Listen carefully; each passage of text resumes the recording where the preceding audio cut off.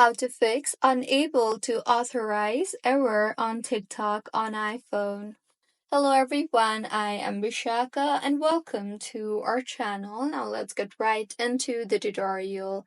The first and the foremost method is on your home screen, tap hold on the TikTok app and in the menu that appears, tap on the clear cache option. And in the interface that you will be led to, go ahead and clear all the in-app cache and the downloads cache. See if that fixes your issue, and if not, open App Store and tap on the search bar and search for TikTok. Make sure the app is updated to its latest version for the app to function smoothly. Mine is showing open here, which means the app is up to date. If not, it would show update instead of open.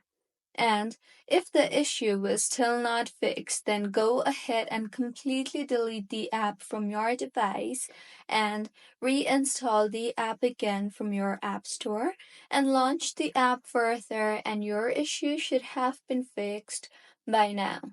And if not, go ahead and launch the settings application on your device and tap on General and then on Software Update and make sure your iPhone is updated to its latest version. And if not, then go ahead and update your device further.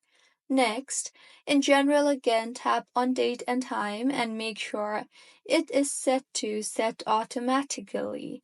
And lastly, tap on the VPN and device management option and make sure your iPhone is not connected to any type of VPN services. And if it is, then go ahead and disconnect the VPN service and see if that fixes your issue. So this is how you can fix unable to authorize error on TikTok on iPhone. If you find this tutorial helpful, please like the video and do comment if you have any queries.